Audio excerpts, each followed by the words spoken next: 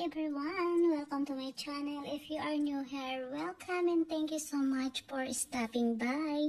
For today's recipe, I'm gonna make daing, and here is our ingredients: garlic, salt, ground black pepper, chicken bouillon, and vinegar. 1 large milk fish. So we're making daing na bango. So this is gonna be another easy recipe. So ayan guys, yan lang po lahat ng ingredients na gagamitin ko sa aking daing. Wala po kasi akong kalamansi or lemon ngayon. Maganda sana kung meron. Pero kung wala, okay lang yan kung ano na lang ang meron tayo.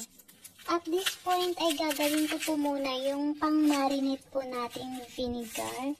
Ayan, gagamitin ko po lahat ng 1 head of garlic kasi masarap po pagka marami ang garlic. Ayan, tanggalan lang po natin ng balat and then i-chop po natin. Kahit hindi maliliit yung pagka-chop, okay lang po yan kasi hindi naman po natin isasama yan sa pagluto. Pang-marinate lang po natin. So, ayan. Okay na ito. So, there you go. I'm done chopping the garlic. Now, I'm gonna transfer it to the bowl. So, there you go. And then, now, I'm gonna add the vinegar. And then, about 2 cups of vinegar. That should be it. And then, I'm gonna add the salt, ground black pepper, and chicken bouillon. And then, haluin lang po natin ng mabuti hanggang malusaw po yung salt and chicken bouillon. And then, isisit aside po natin. And then, gagawin na po natin, i-butterfly na po natin ang ating milk fish. Ito yung medyo mahirap na part guys, yung paghiwa sa gitna. Ayan, pero madali lang to. Kaya natin to. Ayan, pag hiniwa po natin, i-fill po natin yung buto. Kailangan po, hindi po natin hahatiin yung buto. Kailangan sa pagitan po ng buto doon natin hatiin.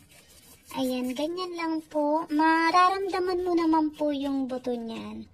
Para po hindi siya madurog. Ayan, para hindi madurog ang laman. And then, ayan, let's turn it over. And then, hahatiin din po natin ang head.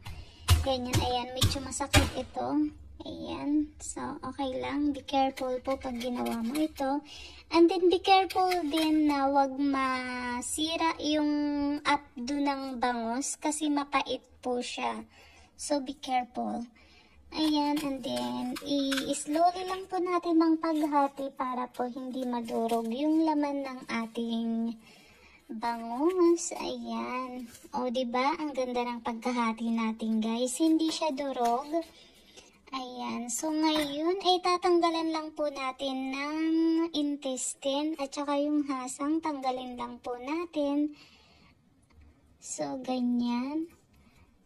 Pero yung ano po, yung fats po, yung, ayan, yung black sa gitna, hindi po natin tatanggalin yan kasi yan po yung pinakamasarap na part ng bangus guys. Ayan, yan yung paborito kong part ng bangus. Yung tiyan. Ayan. So, tanggalin lang po natin yung laman loob. Ganyan lang po. Ayan. And then, itapon po natin. Tapos, at this point, ayan guys, natanggal na po natin ang laman loob. Tanggalin din po natin yung, ayan o, yung mga dugo-dugo na namuo sa gitna.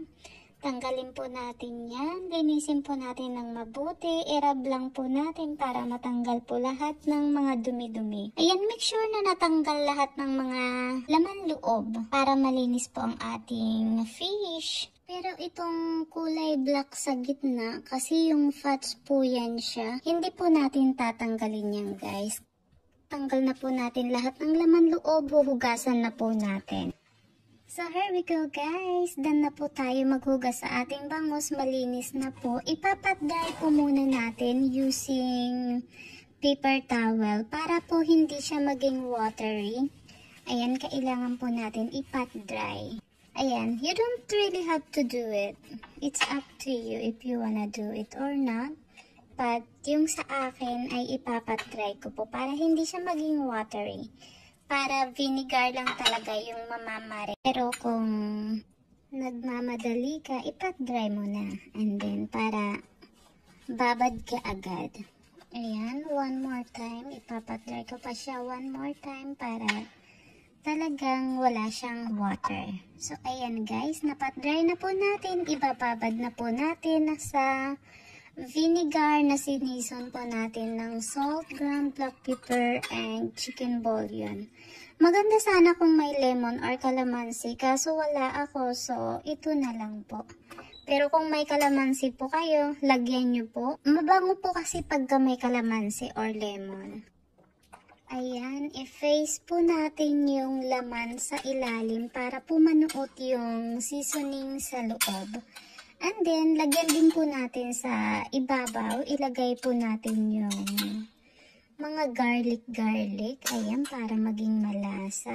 Masarap to guys. Super sarap nito. Ang tagal ko nang hindi nakakain nito. Kasi more on, pagka bumili ako ng bangus, ang luto ko is paksiw or prito o di kaya sinigang.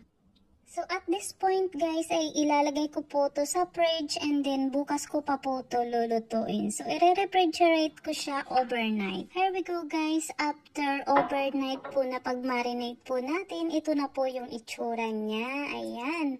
Looking so good, guys. At this point ay lulutuin na po natin ang ating daing. Ayan, ito turn on ko lang yung heat into medium-high heat and then maglalagay po tayo ng canola oil. Ayan, papainitin lang po natin ang ating oil. Ayan, so there you go. I-check natin ang ating oil. Ayan, yung bamboo chopstick is nagbubble. It means mainit na po ang ating mantika. Ayan, ngayon ay ilalagay na po natin ang ating daing na bangus. Tatakpan po natin kasi masyadong matalsik ang bangus guys pagka premito. So ayan, lulutuin lang natin ng 4 minutes. After 4 minutes, here we go guys. Ayan, ito turn over lang po natin. Let's turn this over. And then lulutuin po ulit natin siya ng another 4 minutes. So let's get back into it after 4 minutes. Looking so good guys. Look at that. Golden brown. After 4 minutes, here we go guys. Babalik pa rin ko po ulit. Ayan, lulutuin ko po ulit ng 1 minute yung other side. Para po ma-reach natin yung crispiness na gusto po natin. Para ma-achieve yung crispiness. So, after 1 minute, here we go guys. Now, I'm gonna take this out. Oh my gosh.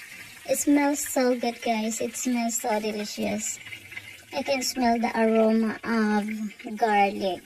It's super duper delicious.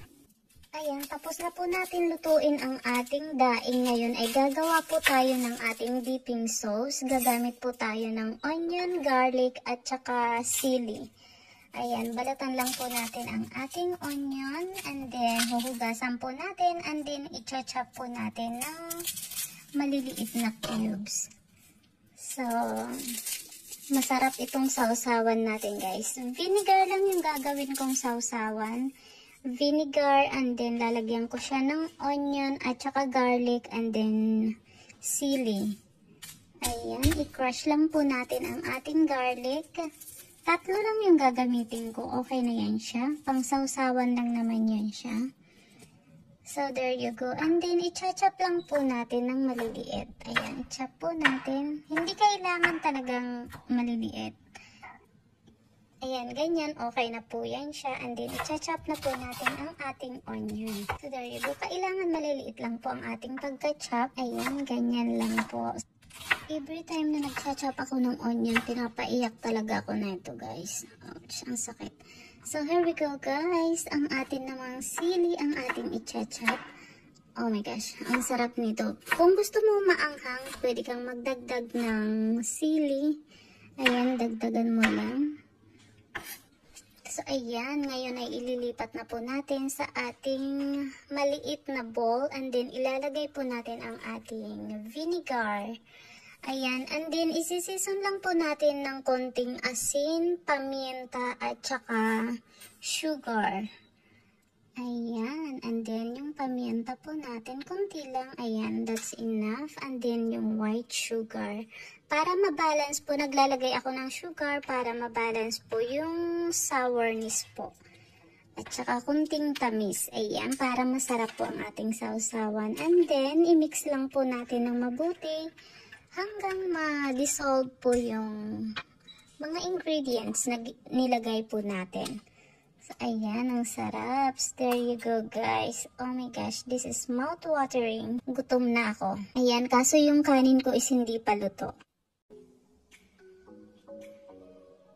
Oh my gosh, guys, it tastes really delicious. Talagang nanuot yung lasa, guys, sa laman. Kasi overnight po natin, minarinate. Pero kung wala ka pong time, nagmamadali ka, gusto mong kainin ka agad, mas maiging i-marinate po sa umaga and then pang-ulam nyo po sa gabi para po ma-achieve mo pa rin po yung sarap na gusto mo sa daing. Ayan. Ganyan po ang paggawa ng daing, guys. Madali lang siya. Ayan, super dali lang po ang paggawa ng daing. For sure, I will be making this often. Kasi madali lang naman siya at saka kunti lang. Kunti lang ang sangkap na kailangan. And then, may masarap ka ng ulam at madali pang lutuin.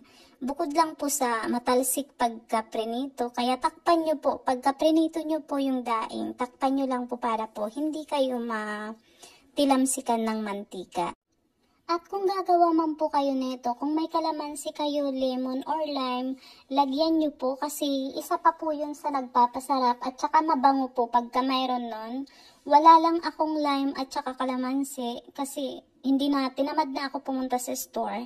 So ayan, hindi na ako naglagay. Pero masarap pa rin po at saka mabango pa rin po kasi madami naman tayong nilagay na garlic. So, masarap pa rin po ang ating daing na bangus kahit walang kalamansi or lemon. So, ayan guys, I hope you enjoy this recipe. Simple, quick, and easy recipe guys. And then, thank you so much for watching guys. I